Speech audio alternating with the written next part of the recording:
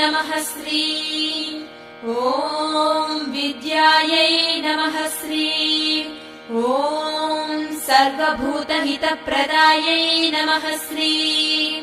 ॐ श्रद्धायै नमः श्रीं ॐ विभूत्यै नमः श्रीं ॐ सुरभ्यै नमः श्रीं ॐ परमात्मिकायै नमः श्रीं ॐ वाच्यै नमः श्रीं ॐ पद्मालयायै नमः श्रीं ॐ पद्मायै नमः श्रीं